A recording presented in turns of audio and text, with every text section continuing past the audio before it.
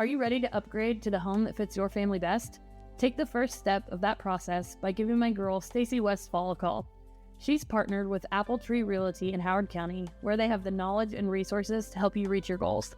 Stacy has quickly become a successful realtor in our area, and I am so proud of her. She's not just a friend of mine, she's also a mother and a local firefighter.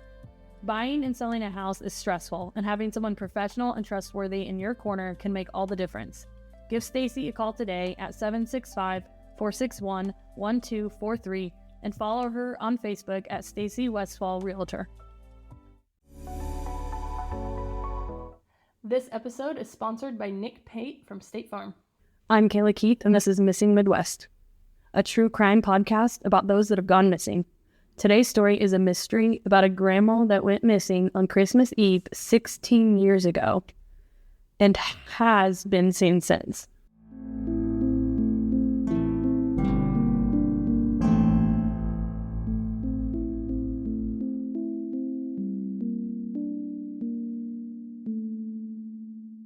Has been seen since. Has been seen since.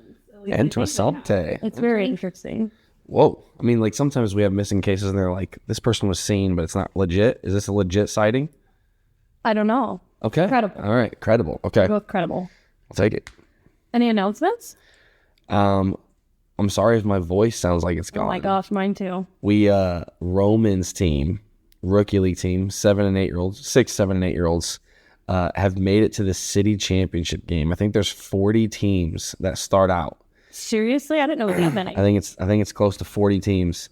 And now there's technically there's 3 at this point while we're recording this. What's cool is the final 4 in the whole city. There's like 5 different little leagues that are involved in this.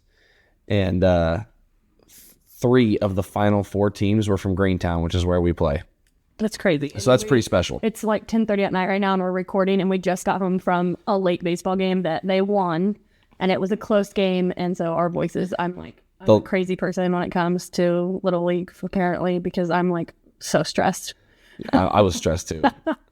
Which is funny because, like, as a player, I was never stressed. I was calm and cool all the time. Like, I was always just like giving the ball. But as a coach, they're 8 years old. Kayla, as a coach, it's like so stressful. We last night we won in the 6th inning, and then tonight we won in the 6th inning, and by it was by one run both times. So my voice is like tensions are high. Adrenaline is still going. Yep. We're going to the championship. We are. We're excited. We are. One more announcement. I wanted to let you guys know that we are still looking for reviews for our podcast. Yeah. So whether you go to Spotify or Apple, if you just go to Missing Midwest, once you get to us on Apple, you just scroll down where it says write a review, write a review for us. Yeah. See, it's super easy. You can give us a rating and then write a review. That writing a review is what really helps us on the rankings. And so when I'm a nerd and I look at numbers, our numbers in terms of downloads puts us right there with a lot of the top podcasts. Maybe not the top, but like we should be ranked, and we're not. So I asked him about it, and he said it has to do with like reviews and traction that your podcast gets. So if we start picking it up with the reviews, we're going to start working up those rankings quickly. So I'm excited to see that. So if you don't mind, do us a favor and scroll down there and leave a review for us, write a review for us. We'd appreciate that. Anything else? Let's go. I'm ready for your story. I'm excited. We have to introduce our new family member. Oh, gee whiz. I got a kitten, y'all. Everyone thinks I'm a crazy cat lady, which I probably am.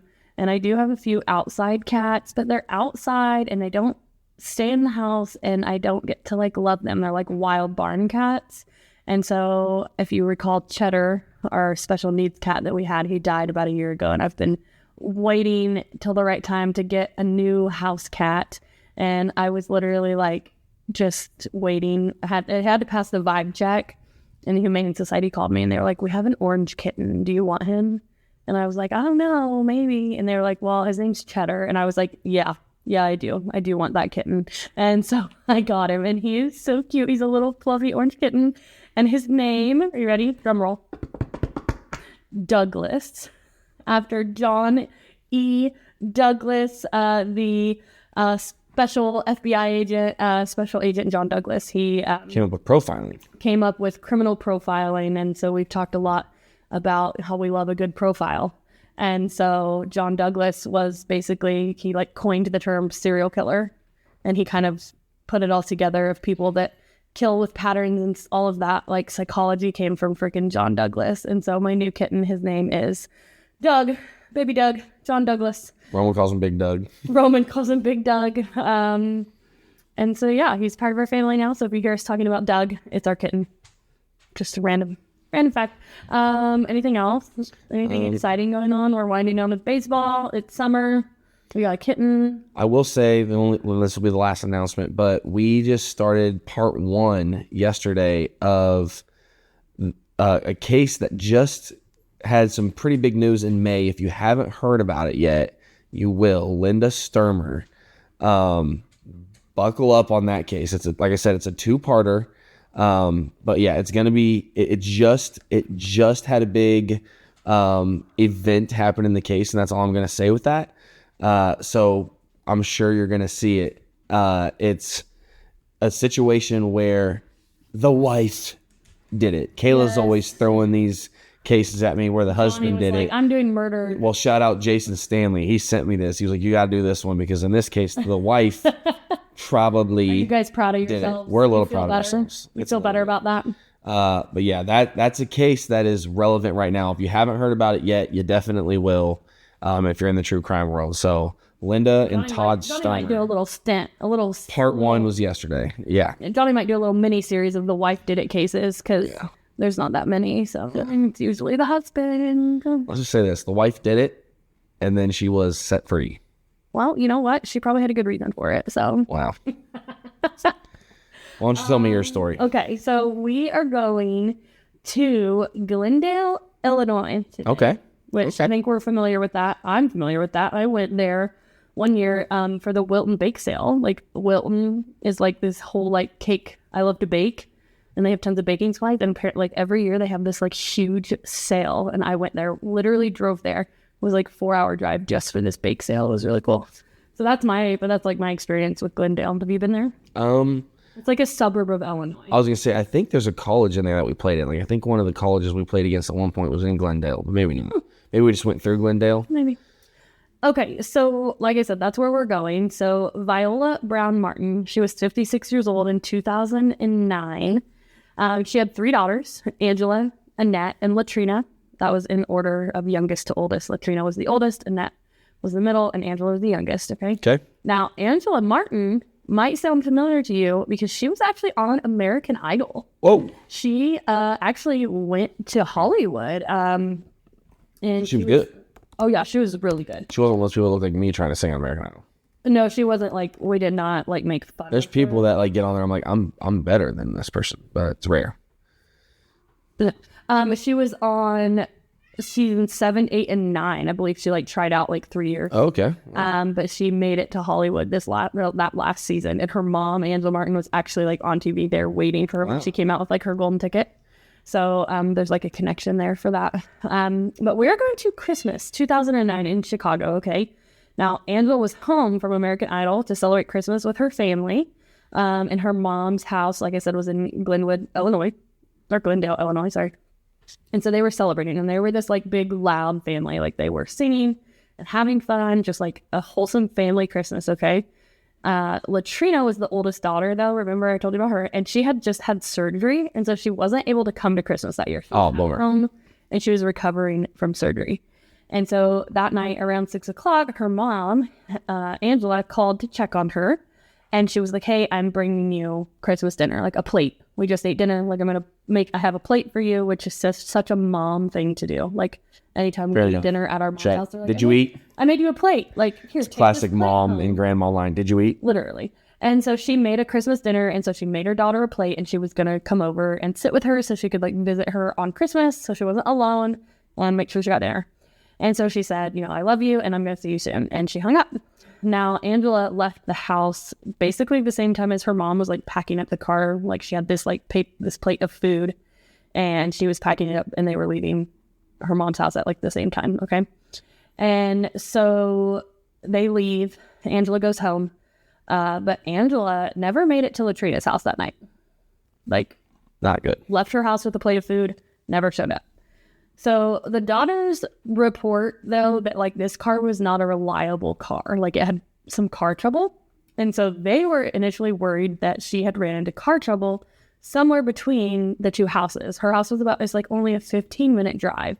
And so they called her boyfriend, and the boyfriend was like, I haven't seen her since she left the house. And so they start like driving that drive, like that 15-minute drive, like the road that you would take between the two houses, just to see if they could find her car. And they couldn't find anything. No phone calls. Now, Angela Martin called her kids religiously, all three of them, every day. So literally they're looking for her. The next day, the morning phone call didn't come, and they were like, and she didn't go to work. And so they're like, something's wrong. Something's wrong. And so they went to report her missing. The police said they couldn't do anything for 24 hours because she was an adult. So during this time, they are like doing their own searches. Like, again, they were concerned about a car accident. They didn't find her broken down anywhere. They didn't find her car anywhere on that drive. And so they're like really concerned. I'm stressed. It was a stressful situation. Okay.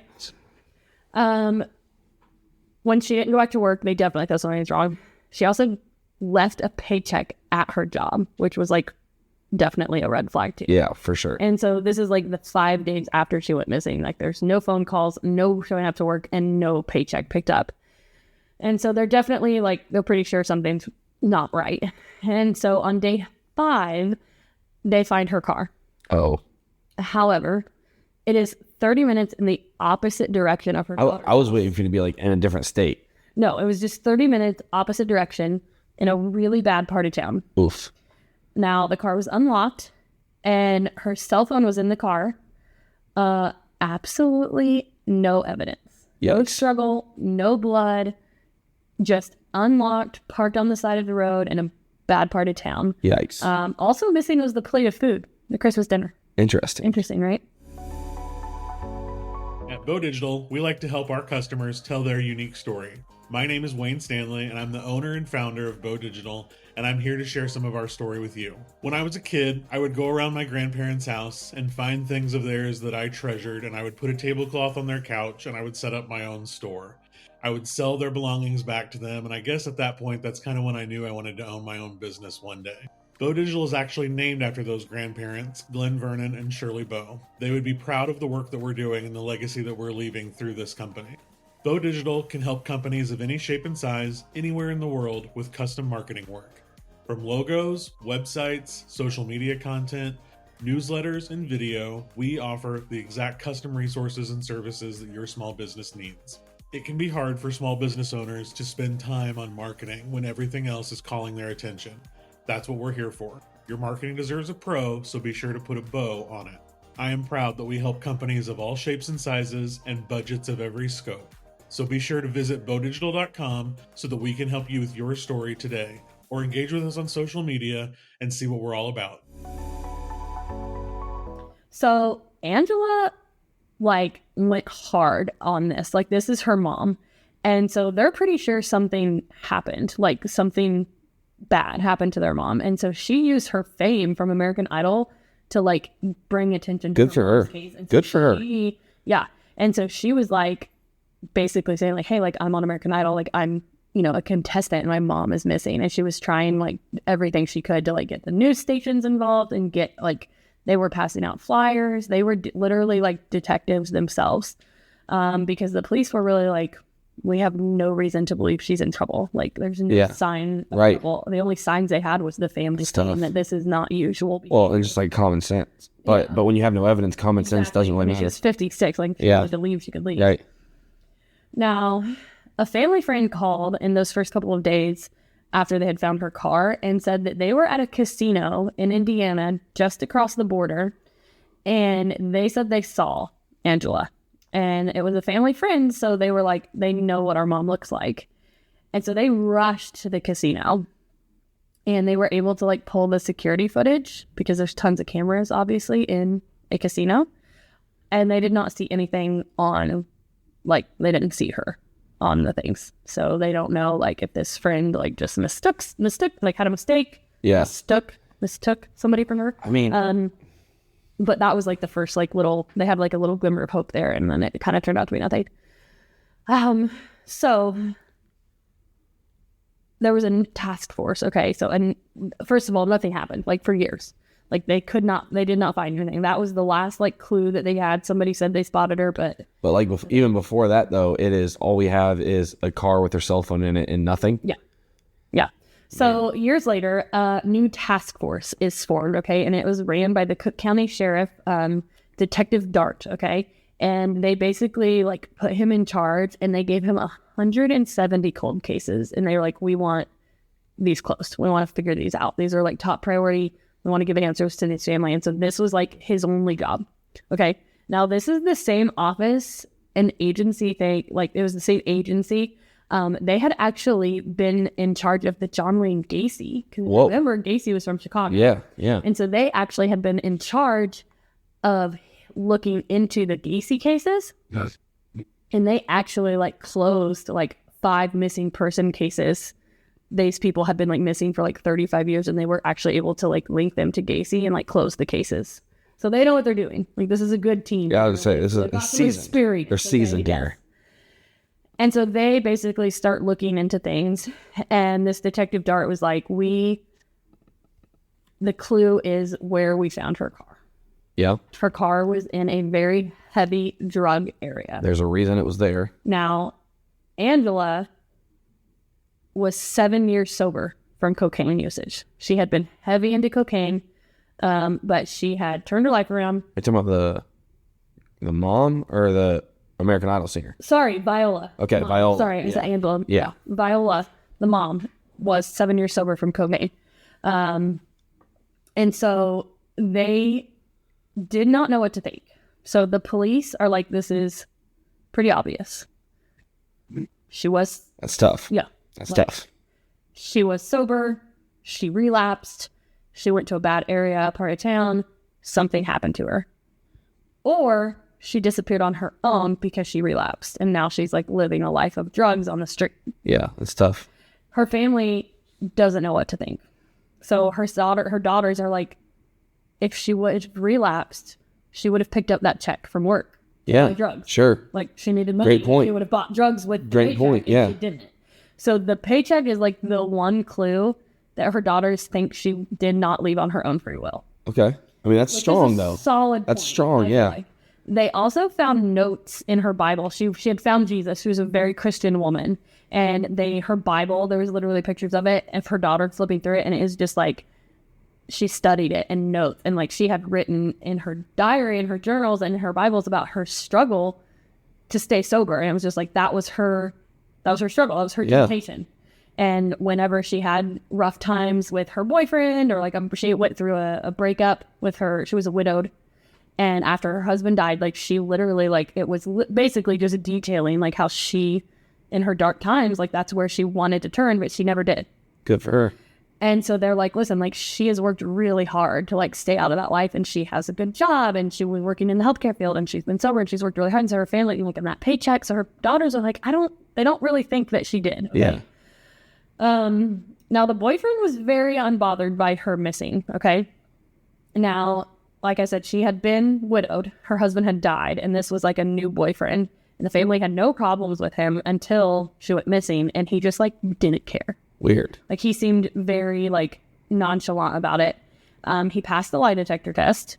But so he did tell police that before she left to go take the food to the daughter, like Angela was under the impression that like they were leaving the house at the same time. After Angela left, she had actually, according to the boyfriend, gotten in his car and they went to go cash a check together. And then he brought her back to their house. And that's when she left for the food. And he's like, that's the last time I saw her. Like, she just decided to ride with me. But she cashed a different check? No, he did. It was he did. Okay, got it. And he said, she just rode with me. Like, she just decided to hop in the car and ride with me. Fair enough. And that's the last time he saw her. Now, like I said, he passed the lie detector test. And for what it's worth, the police have said he is clear. Not a suspect. Not a person of interest. Like, they have cleared him. So they must know something more than we do. Sure. Now, a relative calls. Now, this is a relative of Viola Martin, okay?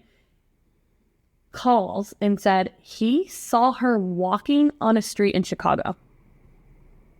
Like he's 100% certain it was her. Man, not acquaintance, like a relative? No. And so that is why the family, like, they fully believe this person. Like, it was a relative that knew her well. And so they race into Chicago to the area that this person called and told them about, but they can't find her. Like, they look around.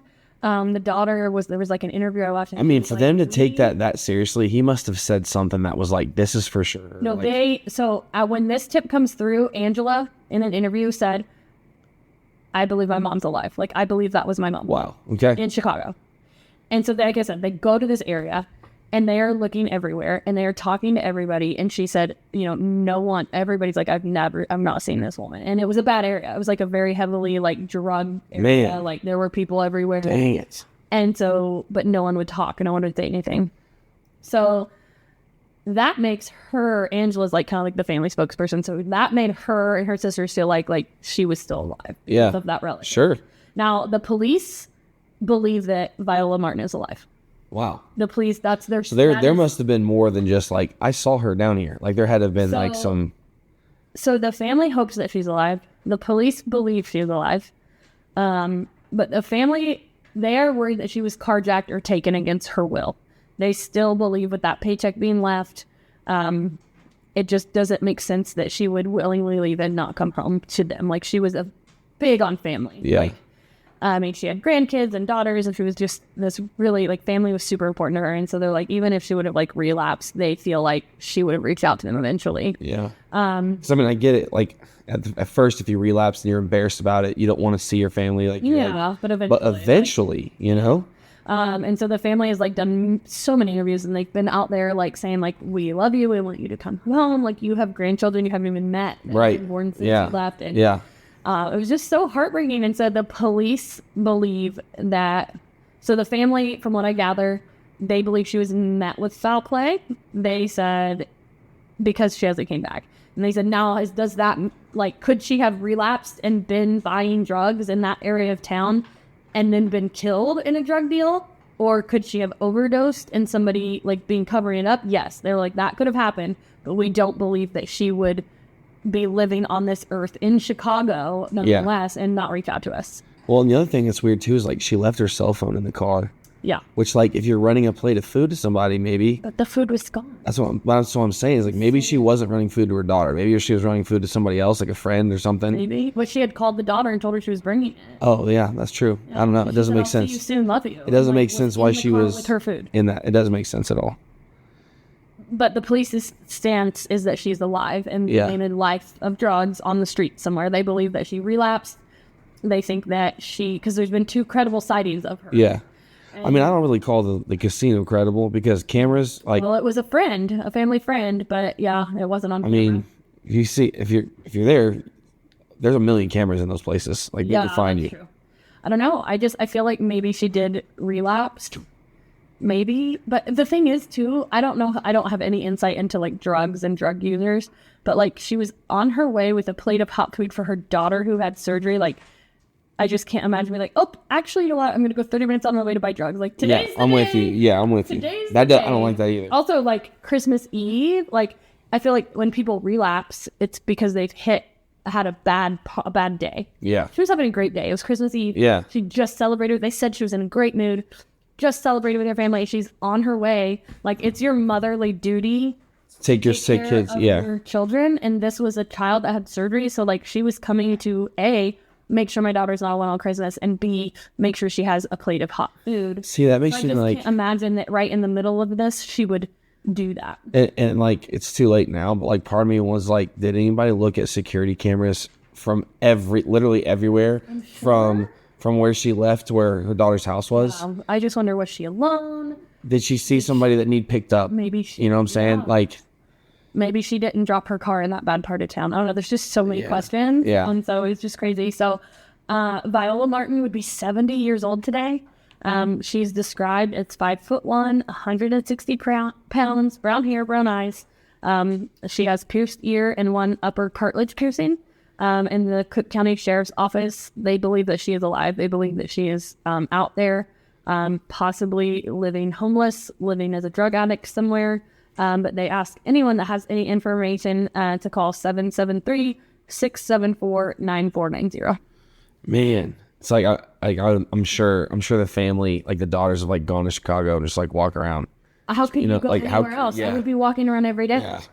Just looking at people like, man, oh, that's tough. Have you seen this woman? You know what I'm saying? Yeah. Like, but And then that's again, honestly at this Angela point, Martin, like that's what they did. Like Angela Martin has been like detective from day one. well, at this point, you're looking for like a 70-year-old woman. Yeah, she probably doesn't even look the same. And No. drugs have such an effect on people. Right. Well, and she's not like walking the streets like she used to walk the streets. If she is, that's hard. That's so hard. Yeah. I just thought that was like, a really weird case. Yeah. I think there's like, I don't know. I just feel like there's some real different possibilities with it, and like, how are we ever going to know which one was which? Yeah. That's tough. Someone knows. Someone knows something. This podcast is a So.Will.I.Studos production. So will I. Did you know the Jefferson House of Flowers has been a local Kokomo florist for almost 100 years? Our trained designers make beautiful arrangements for literally any occasion. You can send flowers for any reason. Birthdays, anniversaries, get well, congratulations. The list goes on. We make flowers for funerals, weddings, proposals, and even proms. Let's be honest. Receiving flowers, whether you're at home or at your work, it makes you feel special. You get butterflies and you feel loved, and that's what sending flowers is all about, the feeling it creates. Call us at 765-452-8269 and let us create something special and send it out for you. Or you can stop in and see us at 4300 West, 100 North Kokomo. We always have a cooler full of flowers that are ready to go, as well as a boutique full of gifts. Shop local, support local, and send flowers.